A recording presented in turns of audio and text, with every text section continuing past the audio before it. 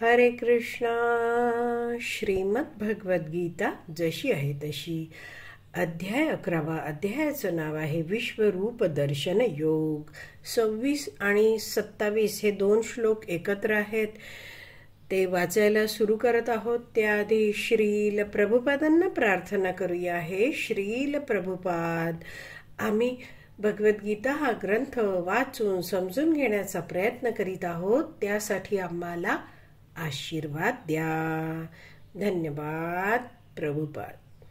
तर भगवान श्रीकृष्णांचं विश्वरूप आहे, त्यातलं काळ रूप पाहताना अर्जुन भगवंतांना या 26 आणि 27 श्लोकांमध्ये म्हणतो आहे, अमी च त्वां धृतराष्ट्रस्य पुत्रः सर्वे सह एव अवनीपाल संगे भीष्म द्रोण सूत पुत्र तथासो सह अस्मदीये अपि योध मुख्ये वक्त्राणि ते त्वरमाणा विशन्ति दंष्ट्रा करालानि भयानकानि केचित् विलग्ना दशन अंतरेषु संदृश्यन्ते चूर्णिते उत्तम अंगे. भाषांतर. स्वपक्षीय राजांसहित सर्व धृतराष्ट्रपुत्र भीष्म, द्रोण, कर्ण आणि आमच्या पक्षातील मुख्य योद्धेही तुमच्या भयंकर मुखात त्वरित प्रवेश करीत आहेत. काही जण तुमच्या दातांमध्ये अडकून त्यांच्या मस्तकांचा चुराडा झाल्याचे मला दिसत आहे. तर शब्दशः अर्थ बघूया आपण. अमी च त्वां. अमी च त्वां म्हणजे अर्जुन म्हणतो आहे भगवंता, तुमच्यामध्ये हे सुद्धा. अमी बघितलं तर त्याचा अर्थ आहे ही सगळी जण आहेत ते सुद्धा तुमच्यामध्ये. कोण कोण आहेत ते? धृतराष्ट्रस्य पुत्रा. धृतराष्ट्राचे 100 पुत्र सगळे ते आहेत. आणि सर्वेसह एव या सर्वांसहित अवनीपाल संगे. अवनी म्हणजे पृथ्वी, तर पृथ्वीचं पालन करणारे कोण असतात? राजे. अवनीपाल संगे म्हणजे योद्धा राज्ये जे आहेत ते सुद्धा. भीष्म, सूत, पुत्र तथा असौ. तर भीष्म आणि कर्ण हे सुद्धा. सह अस्मदीये अपि योद्ध मुख्य.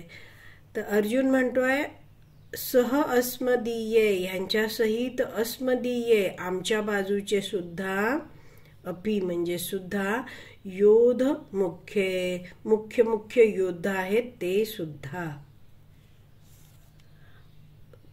वक्त्राणि ते त्वरमाणा विशन्ति. तर हे सगळे ज्यांचा उल्लेख केला आहे ते सगळे वक्त्राणि म्हणजे मुखात ते काय करत आहेत? त्वरेने. त्वरमाणा म्हणजे त्वरेने. विशन्ति प्रवेश करीत आहेत. द्रंष्ट्रा करालानि भयानकानि. द्रष्ट्रा करालानि याचा अर्थ आपण जर बघितला तर द्रष्ट्र म्हणजे दात आणि करालानि म्हणजे अक्राळ विक्राळ हे तुमचे दात दिसत आहेत हे भगवंता. ते कसे आहेत? भयानकानि भयानक आहेत. आणि केचित विलग्ना दशन अंतरेषु.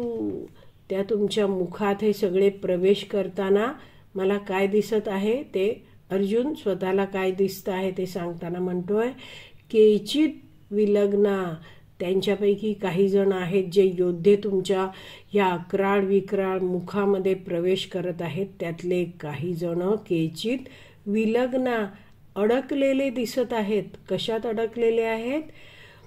दशन अंतरेषु, तुमचे जे दात आहेत भयंकर दाढा आहेत त्यामध्ये ते अडकलेले मला दिसत आहेत. संदृश्यते, दिसत आहेत. कसे दिसत आहेत? चूर्णिते उत्तम अंगे, तर त्यांचं जे उत्तम अंग आहे आपल्या शरीरावर सर्वात उंच ठिकाणी वर काय असतं? शीर, मस्तक असतं. तर उत्तम अंग म्हणजे मस्तक आहे आणि त्यांचं चूर्णिते, चुराडा होत आहे हे भगवंता तुमच्या या अक्राळ विक्राळ मुखामध्ये. हे सगळं मी पाहत आहे, हे सगळं मला दिसत आहे. तर हे सगळं भविष्य काळात घडणार आहे. मात्र भगवान श्रीकृष्णांच्या कृपेने अर्जुन आता वर्तमान काळातच सगळं काही पाहू शकत होता. गीताभूषण टीका यामध्ये श्रील बलदेव विद्याभूषण या 26 आणि 27 श्लोकांवर म्हणतात, 11.7 या श्लोकात भगवान श्रीकृष्ण अर्जुनाला म्हणाले. आपण 11.7 हा श्लोक वाचूया, म्हणजे भगवंतानी अर्जुनाला काय सांगितलं ते वाचता येईल आपल्याला. भगवान श्रीकृष्ण म्हणाले, हे अर्जुना, तू जे काही पाहू इच्छितोस ते आता माझ्या या देहामध्ये पहा. तू आता जे काही पाहू इच्छितोस आणि भविष्यामध्ये तुला जे काही पाहावयाची इच्छा असेल ते सर्व विश्वरूप प्रकट करू शकते. तर हे असं विश्वरूप आहे की तुला जे काही भविष्यात पाहायचंय ते सगळं आता तुला दिसू शकेल. संपूर्ण चर अचर या एकाच ठिकाणी स्थित आहे. तर अशा प्रकारे भगवान श्रीकृष्णांनी अर्जुनाला सांगितलं होतं याच अध्यायाच्या 7व्या श्लोकामध्ये की या माझ्या शरीरामध्ये भविष्यात या युद्धाचा काय परिणाम होणार आहे, कोण हरणार आहे, कोण जिंकणार आहे, हे सगळं तू आत्ताच पाहू शकतोस. तर आता या 5 श्लोकांमध्ये म्हणजे 26 पासून 30 पर्यंत या 5 श्लोकांमध्ये अर्जुन काय पाहू शकणार आहे? तर युद्धाचं भविष्य. तर भगवान श्रीकृष्ण अर्जुनासमोर या कुरुक्षेत्र युद्धभूमीत काय होणार आहे ते भविष्य मांडत आहेत आणि अर्जुन ते पाहत पाहत भगवंतांना त्याविषयी सांगत आहे. पुढे श्रील बलदेव विद्याभूषण लिहितात, दुर्योधनासहित धृतराष्ट्राचे अन्य सर्व पुत्र.